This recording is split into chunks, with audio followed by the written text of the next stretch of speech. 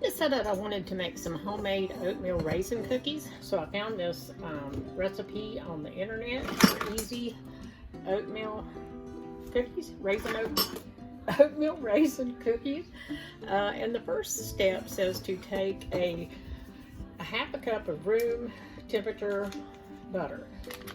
So a half a cup is 1 stick, and of course, you know, I didn't know ahead I was going to do this, so I take mine and just put it in the microwave for just a few seconds, and that'll soften it up.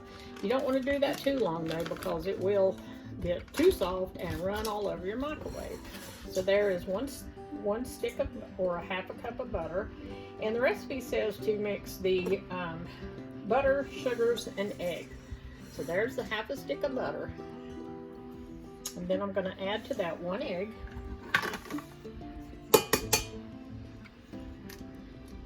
And it has 2 kinds of sugar. It has a half a cup of white sugar and a 1/4 cup of brown sugar. So I have my sugar sitting out over here. I use these containers. If I remember, I'll put the link to them in the description box. I got these off of Amazon and I really like them. They come with these little measuring cups. Each one of them has their own measuring cup. So there's half a cup of white sugar. And then I need a 1/4 cup of brown sugar. I have that in one of them too. Of course, we always want to pack down our brown sugar or it won't be measured properly. I've got way too much, so I'm going to take some out. So we have a 1/4 cup of brown sugar. I'll put that in. And then I'm going to take this over to my mixer stand and start mixing it. So I'm going to let the butter, egg, and the sugar, brown sugar and white sugar, start mixing together. And you always want to scrape down the sides of your bowl to make sure you get everything mixed really well. So you always want to stop it. Scrape down the sides, especially when there's sugar or flour involved, because it, you know, it takes a little bit to get that mixed up. And then just keep letting that mix.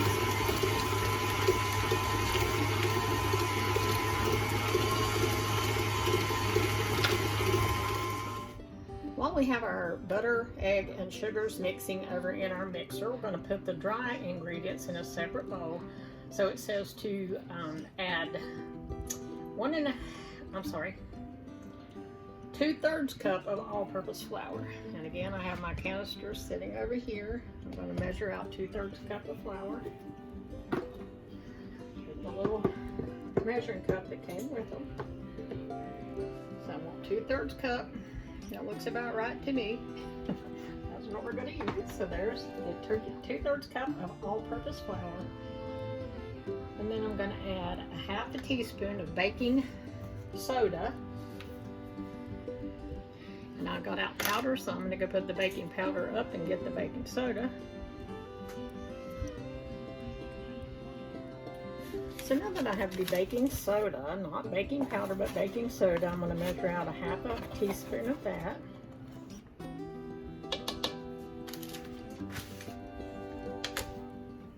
And we want to mix this together because we're going to add that to our wet ingredients. So I'm just going to take a whisk and whisk together the flour and baking soda. I don't know why I have such a big bowl. Yep. Way too big. Okay.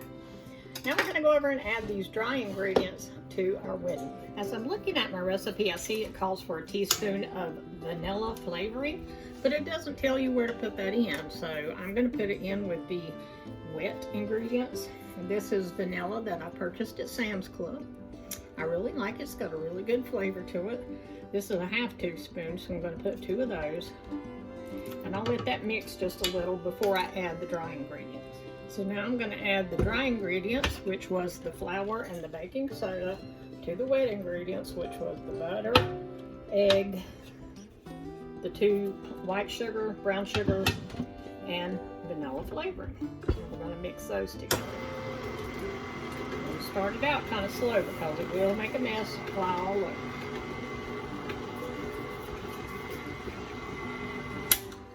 you want to always scrape everything down to make sure it all gets blended. If you don't, you'll end up with unmixed flour in your cookies, and nobody wants that. That would not taste good. So scrape it all down. And then let it keep mixing.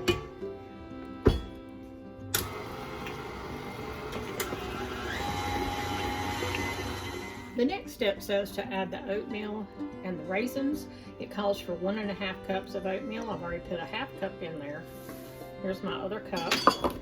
Mix that just a teeny bit. And the dough's starting to get really thick. I'm going to add 1 cup of raisins, because these are oatmeal raisin cookies. Scrape everything down again. You always want to remember to do that. You have to constantly keep doing that so that you get a good mix on everything. And then you want to let that mix well together.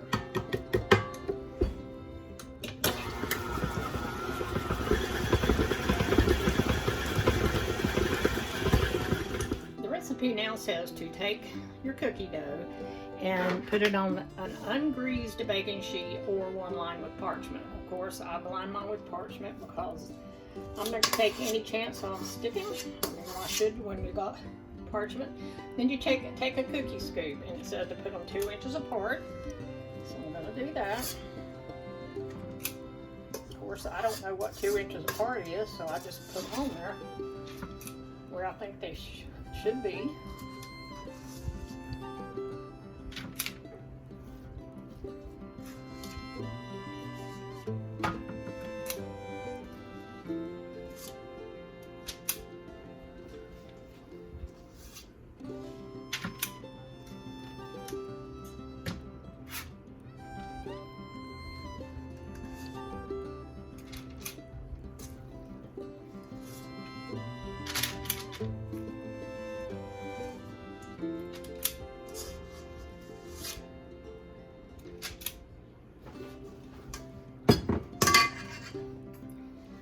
The recipe then says to bake the cookies for 8 to 10 minutes.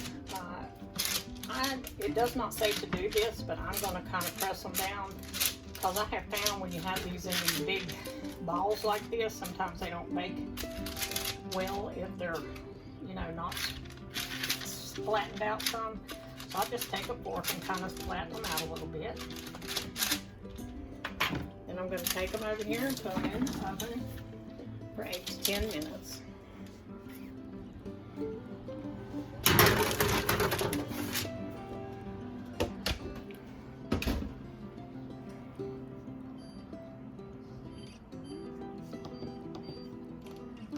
I'm going to start with 8 minutes because we can always add if we need to. It's been 8 minutes. We're going to check on our cookies. Whoops. As you can see, they are not done, so I'm going to put them on 2 more minutes to bake. 2 more minutes. Okay, I let the cookies sit on the baking sheet and cool for about 5 minutes. I'm going to take them off now. As you can see, they spread out quite a bit. I got them a little too close together. I had to take my spatula and cut them apart. But I'm just going to take them all and put them on a drying rack, so that a cooling rack, so that they can cool completely. They look pretty good though.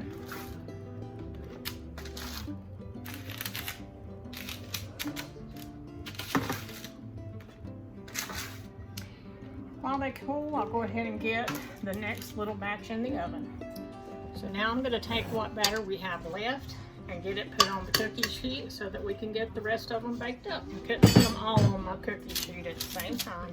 Just using the same cookie sheet with the same parchment paper that I used a while ago for the other batch.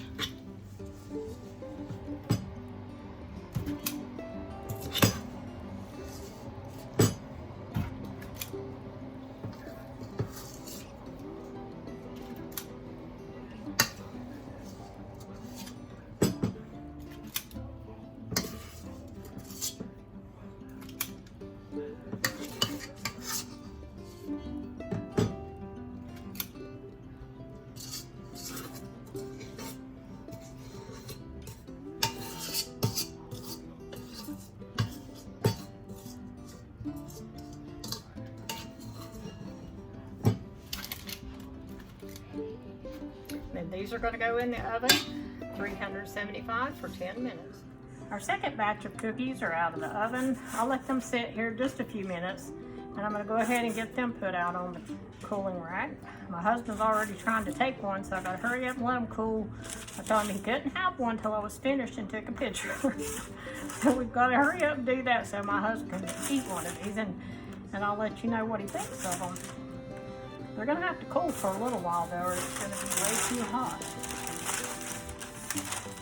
So there they are. I think I counted, I think I got about 20, 21 cookies out of that batch, so not too bad. So we'll just let these cool for a while.